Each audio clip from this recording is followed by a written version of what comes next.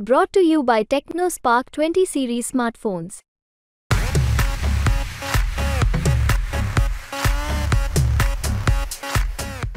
लोकसभेच्या निवडणुकीची रणधुमाळी लागलेली आहे। भाजपकडून पंकजा मुंडे यांची उमेदवारी जाहीर झालेली आहे। दुसरीकडे महाविकास आघाडीकडून जे आहे ते उमेदवाराची चाचपणी चालू आहे। आणि दुसरी बाब म्हटलं तर महाविकास आघाडीकडून शिवसंग्रामच्या ज्योती मेटे यांचं नाव जे आहे आघाडीवर आहे। आणि त्याच पार्श्वभूमीवरती आता शिवसंग्रामच्या भवन इथं बैठक पार पडलेली आहे पदाधिकाऱ्यांची। आपल्यासोबत बैठकीतले पदाधिकारी आहेत, काय सांगाल? एकंदरीत बैठक पार पडलेली आहे।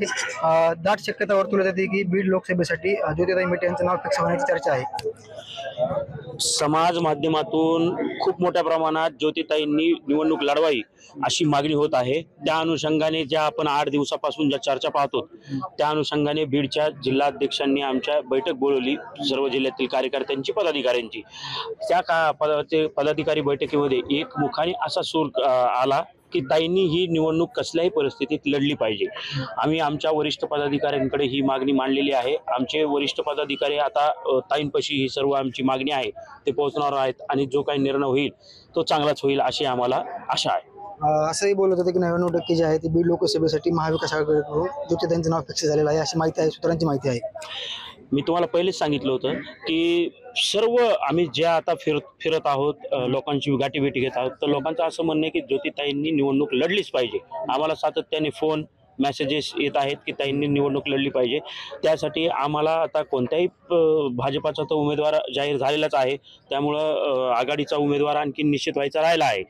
जर ताईंनी आघाडीकडून लढली तरी आम्हाला काही हरकत नाही आणि अपक्ष लढली तरी हरकत नाही, पण ताई जो काही निर्णय घेतील तो आम्हाला मान्य। पण आमची सर्वांची एक मागणी आहे की ताईंनी ही निवडणूक लढली पाहिजे। नक्कीच बघू शकतो कोणीही निवडणूक लढली तरी आम्हाला हरकत नाही, मात्र निवडणूक लढवली पाहिजे। या बैठकीमध्ये भाजप विरोधात सूर दिसलेला आहे कार्यकर्त्यांचं, काय वाटतं एकंदरीत? आणि ताईंचं नाव जे आहे फिक्स झालेलं आहे असं देखील बोललं जाते। ताईचं नाव फिक्स झालेलं आहे ही चर्चा आहे, पण आमची सर्वांची इच्छा आहे की ताईंनी ही निवडणूक लढली पाहिजे। आणि ही निवडणूक जर ताईंनी लढली, ताईला तिकीट जरी जाहीर झालं तर ताईला आज ही जागा ताईवर 100% गुलाल पडेल अशी जनतेतून भावना आहे।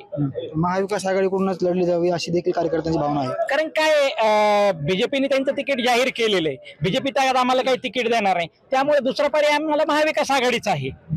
आणि त्यामुळे महाविकास आघाडीकडून ताईंनी निवडणूक लढली पाहिजे अशी आमची सर्वसामान्य कार्यकर्त्याची इच्छा आहे। बैठकीत काय निर्णय झाला नेमका? एकंदरीत बैठकीमध्ये निर्णय काय झाला? बैठकीमध्ये निर्णय असा झालाय की ताईंनी जो काही निर्णय घ्यायचा, ताई आणि आमचा पक्ष, ताई हे आमच्या सर्वस्व आहेत, ताई जे निर्णय घेतील ते आमच्यासाठी सर्वस्व आहे। आणि बैठकीमध्ये असं ठरले की ताईंनी निवडणूक लढवावी हे आमचं ठरले। बघू शकतो की ताईंनी निवडणूक लढवावी अशी त्यांची इच्छा आहे। काय सांगाल एकंदरीत बैठकीमध्ये होते, काय निर्णय झालेला आहे? आणि बीड लोकसभेसाठी महाविकास आघाडीकडून ज्योतिताई मेटे यांचे नाव जे आहे आघाडीवरती आहे, तुम्हाला काय वाटतं आणि काय केलं पाहिजे? ज्योतिताईंनी निवडणूक लढवा ही सर्व म्हणजे ह्या आज कार्यकर्त्यांची ही होती मागणी, इच्छा होती, ती आज बोलून दाखवलेली। सर्व प्रत्येक गावातून प्रमुख जे कार्यकर्ते आले त्यांनी की ज्योतिताईंनी ही निवडणूक लढवावी आणि हे 100% हे भाजपचे 10 वर्षाचा जो दुष्काळ आहे तो संपून जाईल असा हा कार्यकर्त्यांनी बोलून दाखवले। आणि जनतेतून बी सर्व समाज माध्यमातून एक उच्च सुशिक्षित म्हणून जे ज्योतिताई आहेत प्रशासक, त्यांचा जो वचक आहे त्याचा नक्कीच फायदा होईल आणि सर्व कार्यकर्त्यांनी ही निवडणूक लढवावी अशी ताईंना आम्ही विनंती करणार आहोत। नक्कीच बघू शकतो निवडणूक लढवावी अशी इच्छा आहे।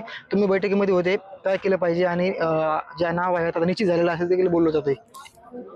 येणारी लोकसभा, आज लोकसभेच्या अनुषंगाने बैठक बोलवली होती, त्या बैठकीमध्ये असा निर्णय झालेला आहे की ताईंनी ही लोकसभा लढवलीच पाहिजे आणि तेही महाविकास आघाडीकडून।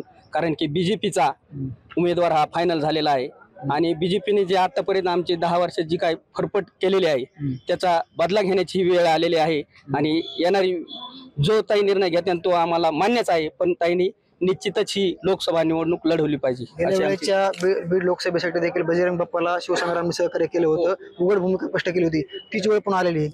तीच वेळ आलेली आहे। आता खरी महाविकास आघाडीला परतफेड करण्याची वेळ आलेली आहे। ज्यावेळेस आम्ही त्यांना मदत केली, आता त्यांनी एक मताने आणि एक दिलाने सर्व बीड जिल्ह्यातील महाविकास आघाडीतील जे जे घटक पक्ष असतील त्या सर्वांनी तन मन आणि धनाने ताईच्या पाठीशी उभा राहून ताईला निवडून आणण्यासाठी आणि बहुघोष मताने निवडून देण्यासाठी सर्वांनी प्रयत्न करावेत ही नम्र विनंती करण्यात येत आहे आम्हाला। काय सांगाल एकंदरीत तुम्ही बैठकीमध्ये होते, काय निर्णय झालेला आहे आणि काय एकंदरीत पुढच्या काळामध्ये काय आम्हाला होईल? बैठकीमध्ये जे निर्णय झाला हे आमचे कार्यकर्ते तर समजा म्हणणारच आहे की ताईंनी उभा राहायला पाहिजे झाले, पण आम्हाला हे जे बाहेरच्या जनतेतून प्रतिसाद भेटलाय की ताईंनी समजा हे करायला पाहिजे, हे आम्हाला जास्त आमच्यापेक्षा आम्ही बाहेरच्या जण सांगतो, त्यामुळे आम्हाला फुल सपोर्ट आहे.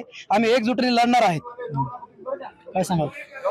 आजच्या बैठकीमध्ये सर्व जिल्ह्यातल्या कार्यकर्त्यांनी एकमताने असा ठराव केलेला आहे की कुठल्याही परिस्थितीमध्ये ज्योतिताईंनी निवडणूक लढली पाहिजे आणि त्याच्यावर आम्ही सर्व कार्यकर्ते ठाम आहोत. महाविकास आघाडीकडून निवडणूक लढणार अशी देखील माहिती आहे आणि तिकीट देखील निवडणूक फिक्स झायला देखील बोलत होते. महाविकास आघाडीने तिकीट दिलं तरी चालतंय, नाही दिलं तरी आम्ही कुठल्याही परिस्थितीत निवडणुकीत लढणार म्हणजे लढणार. नक्कीच बघू शकतो पंकजा मुंडे यांना आव्हान देण्यासाठी भाजपाच्या पंकजा मुंडेंना आव्हान देण्यासाठी महाविकास आघाडीकडून एक नवीन रणनीती आखली जाते आणि पंकजा मुंडेंना आव्हान देण्यासाठी आता शिवसंग्रामच्या ज्योती मेटे जे आहेत ते मैदानावर उतरणार आहेत. तिकीट जरी नाही दिलं तरी आम्ही अपक्ष लढू असं देखील यांनी निर्धार केलेला आहे. मुंबई तकसाठी मी योगेश काशीद.